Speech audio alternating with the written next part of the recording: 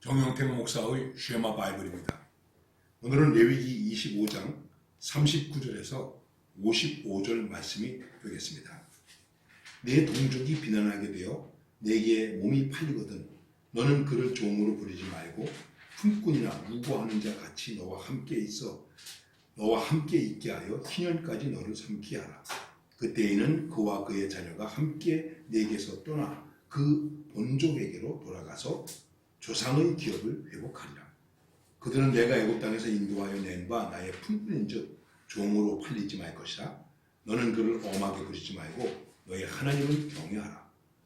너의 종은 남녀를 물어나고 너희 사면 이방인 중에서 취할지니 남녀 종은 이런 자 중에서 살 것이며 또 너희 중에 우고한 이방인의 자녀 중에서도 너희가 살 수 있고 또 그들이 너희 중에서 살아서 너희 땅에서 가정을 이룬 그 중에서도 그리할 수 있은즉 그들이 너희 소유가 될지니 너희는 그들을 너희 후손에게 기업으로 주어 소유가 되게 할 것이라. 쭉 내려가서 54절 말씀을 봅니다.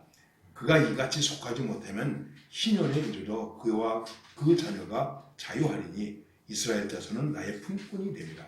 그들은 내가 애굽 땅에서 인도하여 낸 나의 품꾼이요 나는 너희 하나님 여호와니라.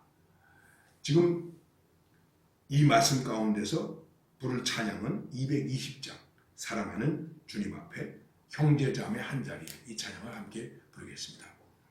여러분, 우리가 하나님을 사랑하고 하나님을 믿고 하나님을 섬깁니다. 그리고 그 다음에 하나가 무엇입니까? 내 이웃을 내 몸과 같이 사랑하라 하는 것입니다.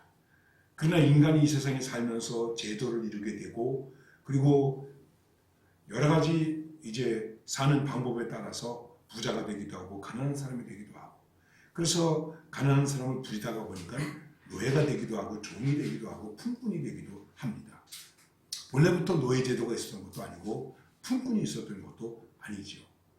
이렇게 이제 사람들이 이 땅에서 이런 관계를 이루어가면서 상하의 관계가 있고 주인과 종의 관계가 있게 되고 또 노예 제도가 생겨나기도 하고 그렇게 된 것입니다.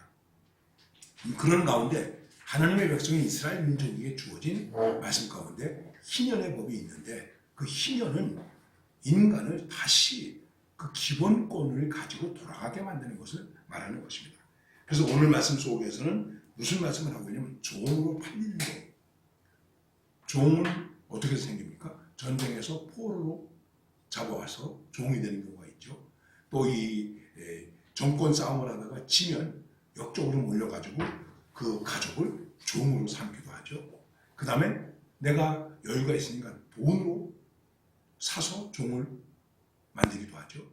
바로 흑인 노예 제도가 그래서 생긴 것 아닙니까? 그래서 아프리카에서 흑인들을 잡아다가 팔았단 말이에요. 노예 장사를 했단 말이죠. 여러분, 이게 인간이 해야 될 일입니까? 아니죠. 그런데 이런 일들을 기독교 국가도 자행했다는 거예요. 역사적으로 생각하면 노예 제도에 대해서 교회도 부끄러운 일이 많이 있습니다. 왜냐하면 교인들 가운데서 그 일을 했으니까요. 생각해 보십시오. 오늘 말씀은 그런 말씀입니다. 그래서 종으로 샀다고 할지라도 희년이 되면 돌려보내라. 또 종이 되었을 때 엄하게 부리지 마라. 가족처럼 형제처럼 생각하라. 그리고 뭐라고 말씀하고 있냐면 동족끼리는 종으로 삼지 마라. 다른 나라 사람 이방인은 몰라도 그래도 동족끼리 어떻게 종이 되느냐 하는 것을 말씀하고 있습니다. 그 다음에 혹시 동족끼리 어떤 그런 일이 있더라도 그 사람이 힘이 없으면 혹시 친척이라도 힘이 된다면 도와줘서 그 신세를 면하게 해줘라. 어떻게 하시든지 우리 형제 자매들이 같은 동족끼리 그런 일을 하지 마라 하는 것을 말씀하고 있는 것입니다.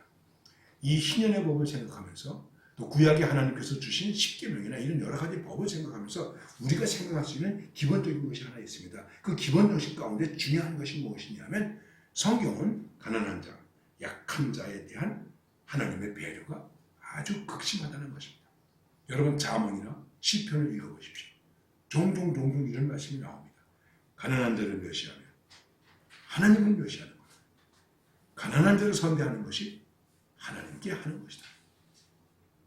그 사람이 가난하고 싶어서 가난하겠습니까? 어쨌든 가난한 자, 약한 자 이런 사람들에 대해서 그가 동족이든 이방인이든 나그네든 누구든 누구에게 해당되든 경제적 능력이 떨어졌든 고용되었든 어떤 입장에 있든지 간에 불쌍히 여겨주고 관대하게 하고 압제하지 말고 착취하지 말고 억압하지 말고 불쌍히 여겨주고 보호하고 도와줘야 한다. 가끔 신문에 우리 외국인 근로자들이 임금을 받지 못한다. 공장에서 억압을 당하고 있다. 예, 매를 맞고 있다. 여러분 그런 일 하지 말아야죠. 이 말씀 속에서 우리가 기억해야 될 것이 있습니다. 그것이 무엇이냐면 하나님께서 이스라엘 백성에게 말하는 것입니다. 너희도 종이 되었지 않았냐? 너희도 또 나그네 되지 않았느냐? 우리도 나그네입니다. 예, 우리도 약해지면 종이 될 수 있습니다. 우리도 억압받을 수 있습니다. 우리는 죄의 종이었습니다. 예수 그리스도께서 값없이 구원하여 주셨습니다. 그래서 우리는 은혜 받은 자가 되었습니다. 그래서 하나님이 말씀하십니다. 나는 너희 하나님이 되려고 또한 가나안 땅으로 너희에게 주려고 애굽 땅에서 너희를 인도하여 낸 너희 하나님 여호와니라. 종되었던 너희를 하나님께서 인도하여 냈다. 그러니까 우리 사람들끼리 서로 종된 일을 하지 말아야 된다. 만일 종이 된다면 어떤 종이 되어야 합니까? 사랑으로 종으로 달아. 우리는 하나님의 포로 하나님의 종이기에 서로를 불쌍히 여기고 배려하는 것은 너무나도 당연한 것입니다. 하나님의 사랑으로 구원받은 우리가 그 은혜를 나의 소유적으로 할 것이 아니라 나누어야 한다는 것을 말하는 것입니다. 베풀어야 한다는 것을 말하는 것입니다. 1만 달란트 탕감을 받은 사람은 어리석게도 100데나리온 빚진 자기 형제를 억압했습니다. 그렇게 하지 말라는 것이죠. 이 신년의 규례, 구약의 율법 속에서 그 법도 속에서 우리는 하나님께서 인간에게 베푸시는 가장 기본적인 기본권이 무엇이냐? 그것을 무시하지 말고 그 기본권을 지켜주면서 살아야 한다. 이것을 우리에게 가르쳐주고 있습니다. 다시 한번 말씀드리지만 약자를 위한 법입니다. 약자, 약한 자를 위한 법입니다. 깊이 생각해야 됩니다. 오늘도 혹시라도 내 주변에 약자가 있습니까? 내 가족처럼, 내 형제처럼 돌보고 위로하고 도와주고 가르쳐주는 그런 믿음의 사람으로 살아야 할 것입니다.